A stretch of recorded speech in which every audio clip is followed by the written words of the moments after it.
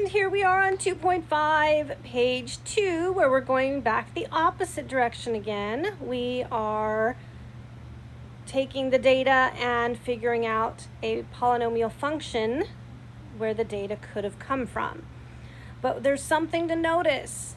Irrational zeros and complex zeros always come in conjugate pairs.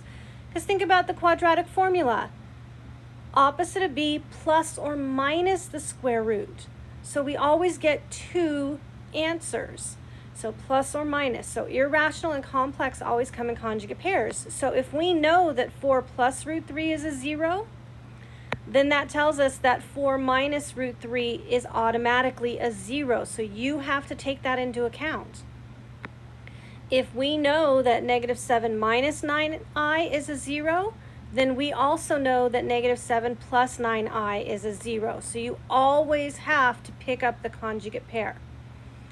All right, so example 2, we're going to find the polynomial function with the given roots. So a, we have negative 2 and we have negative 1 plus root 3. But if negative 1 plus root 3 is a 0, then negative 1 minus root 3 is automatically a 0. So this gives us x plus 2. This gives us x minus negative 1 plus root 3. This gives us x minus negative 1 minus root 3. So I'm going to multiply these two first, because when we multiply those conjugates, they're going to end up canceling out.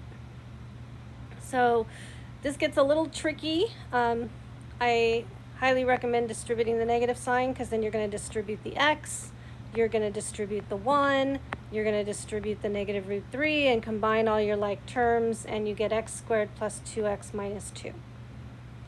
And just to kind of show you how that works, I showed it here where I distributed the x, I distributed the 2, combine like terms, and we get f of x equals x cubed plus 4x squared plus 2x minus 4.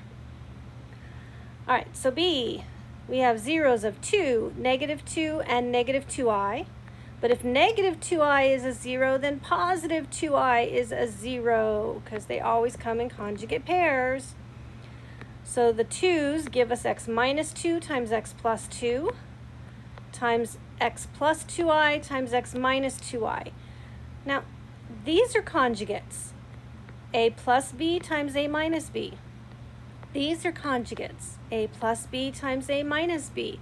So anytime you multiply conjugates, you get a difference of squares. A squared minus b squared. Anytime you multiply conjugates, you get a difference of squares. A squared minus b squared. But here, I squared is negative 1, so x squared minus 4i squared becomes x squared plus 4. And again, these are conjugates. Anytime you multiply conjugates, you get a difference of squares, so we get x squared minus 16. So g of x equals x to the 4th minus 16, and that's page 2.